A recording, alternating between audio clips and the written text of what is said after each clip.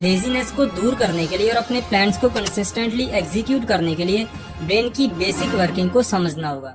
हमारा ब्रेन काम करता है based upon avoiding pain and seeking pleasure, या फिर कह सकते हैं कि based upon reward and punishment. अगर कोई ऐसा काम है जिसमें पेन नहीं है, उसे करने में सिर्फ मजा आता है, इंस्टेंट रिवॉर्ड मिलता है, तो वहाँ पर लेजीनेस बिल्कुल नहीं होती। क्या 2 घंटे की मूवी देखने में कोई दिक्कत होती है? नहीं। वहीं कोई ऐसा काम जो पेनफुल है, बोरिंग है और कोई इंस्टेंट रिवॉर्ड भी नहीं मिलता, ब्रेन हमेशा उससे दूर भागेगा। जैसे 2 घंटे पढ़ना बहुत पेनफुल है, लेकिन मूवी देखना नहीं। अब प्रॉब्लम ये है कि जो चीजें करने के लिए हम सोचते हैं, जैसे स्टडी करना, बॉडी बनाना, ये सब पेनफुल और बोरिंग होती हैं। हमें पता है कि पढ़ना इम्पोर्टेंट है, एक्सरसाइज करना इम्पोर्टेंट है, लेकिन फिर भी बहुत कम लोग करते हैं, क्योंकि इन सब से इंस्टेंट रिवॉर्ड नहीं मिलता। अगर रिवॉर्ड मिलता भी है तो बहुत टाइम बाद। जैसे आप किसी एग्जाम की प्रेपरेशन कर रहे हो, रिजल्ट कब मिलेगा? 1 साल, 2 साल या फिर 3 साल बाद। वहीं पर मोबाइल या टीवी देखने से तो इंस्टेंट रिवॉर्ड मिलेगा। तभी के तभी ब्रेन में डोपामिन जैसे केमिकल्स रिलीज होंगे, जिनकी वजह से हमें प्लेजर मिलता है, मतलब मजा आता है। तो ब्रेन के इस बिहेवियर को समझ के ऐसा क्या किया जाए जिससे हम अपने गोल्स पर इजीली एग्जीक्यूट कर सकें। हमारा ब्रेन किसी भी काम को तभी करेगा अगर ये 2 चीजें होंगी। 1 इज इंटरनल मोटिवेशन, और दूसरा उस काम को करने के बाद रिवॉर्ड सेटिस्फाइंग होना चाहिए, मतलब मजा आना चाहिए। सबसे पहले बात करते हैं मोटिवेशन की। मोटिवेशन इंटरनल और एक्सटर्नल 2 तरीके का होता है। एक्सटर्नली आप कोई भी वीडियो देख के, गाना सुन के या किसी की भी बातें सुनकर मोटिवेट हो सकते हो, बट इसका कोई फायदा नहीं होता। कितनी भी वीडियोस देख लो, लॉन्ग टर्म में कुछ भी अलग नहीं होता।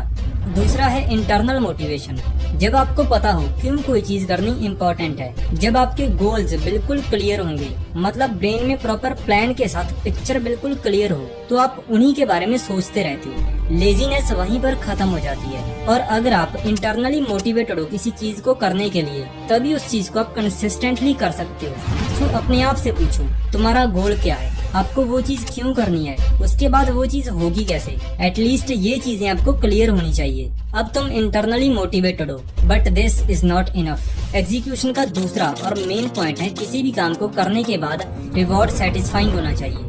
क्या हो अगर हम अपने बोरिंग कामों को एक्साइटिंग बना दें, तो ब्रेन मुश्किल काम करने में भी लेजीनेस नहीं दिखाएगा। जैसे अगर मुझे एक्सरसाइज करना अच्छा नहीं लगता, लेकिन टीवी देखना पसंद है, तो मैं टीवी देखते देखते एक्सरसाइज कर सकता हूँ। This is called temptation bundling, मतलब अपने टेम्पटेशन को किसी पॉजिटिव चीज के साथ बंडल कर देना। अब तक हमें ये क्लियर हो गया कि एक विजन का होना बहुत इंपॉर्टेंट है, और किसी भी काम को करने के लिए रिवॉर्ड जितना सेटिस्फाइंग और इमीडिएट होगा, उतना ही ब्रेन उस काम को करेगा। बट इस वीडियो का मेन पॉइंट था 12 महीनों का काम 12 हफ्तों में कैसे किया जा सकता है। Replace annualisation with पीरियोडाइजेशन।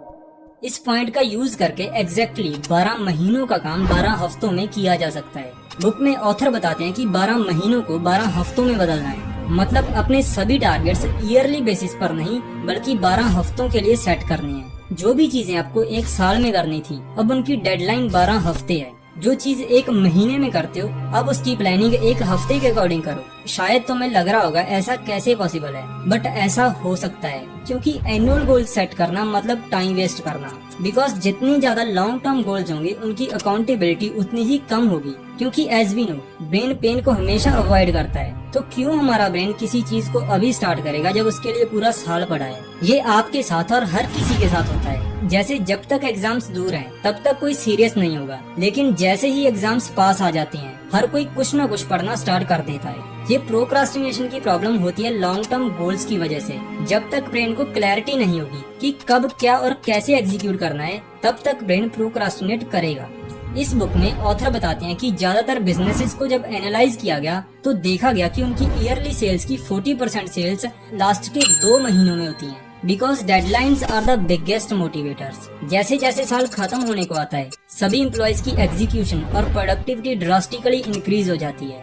Same Parkinson's law का भी यही कहना है, work expands to fill the time that we allocate to it. Means जितना ज्यादा टाइम हम किसी काम को देंगे, उतना ही ज्यादा टाइम हमें उसे करने में लगेगा, चाहे एक्चुअल में वो काम उतने टाइम का हो भी ना। इन सब चीजों को समझ के ऑथर बताते हैं कि हमें अपने गोल्स और टारगेट्स को हमेशा शॉर्ट टर्म रखना चाहिए। जैसे कि एनुअल यानी पूरे साल के टारगेट्स की बजाय 1 मंथ के टारगेट्स होने चाहिए। उसके बाद हर एक हफ्ते के भी टारगेट्स होने चाहिए।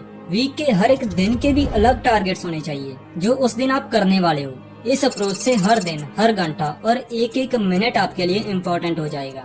बिकॉज ब्रेन को प्रेजेंट सिचुएशन में क्या करना है वो पता होगा, ना कि पूरे साल में क्या करना है। अगर आप सच में ये सिस्टम फॉलो करोगे तो आप देखोगे कि जो चीजें 12 महीनों में नहीं हो सकती थी वो सिर्फ 12 हफ्तों में हो जाएंगी। बट ऐसा होगा क्यों? देखते हैं पॉइंट नंबर 3 में, द 12 वीक स्वीट स्पॉट। आखिर 12 महीनों को 12 हफ्तों में चेंज करके ऐसा भी क्या हो जाएगा जो हम सेम काम को इतने कम टाइम में कर लेंगे। देखो, पूरे साल के दौरान प्रोडक्टिविटी एक तो बिल्कुल स्टार्टिंग यानी जनवरी और फरवरी में पीक पर होगी, और एक साल के एंड में जब डेडलाइंस पास आ जाती हैं। ये जो बीच के महीने हैं इनको सब लोग वेस्ट करते हैं। इसलिए 12 वीक्स एक स्वीट सा स्पॉट है जितने में एक प्रॉपर प्लान काम कर सकता है बिना टाइम वेस्ट हुए। और इस अप्रोच से प्लानिंग करने से 2 फायदे होते हैं। First, increased productivity. Short time span होने की वजह से आउटकम्स इजीली प्रोडक्ट हो सकती हैं और अकॉर्डिंगली प्लान को चेंज भी कर सकते हैं। Second, increased focus. जब काम करने के लिए टाइम कम होगा तो फोकस उतना ही इंक्रीज हो जाएगा। इससे टाइम वेस्ट होने की पॉसिबिलिटी बहुत कम हो जाती है। नाउ ये थी आज की वीडियो। आई होप आपको इससे कुछ नया सीखने को मिला होगा। अगर वीडियो पसंद आई तो चैनल को लाइक, शेयर और सब्सक्राइब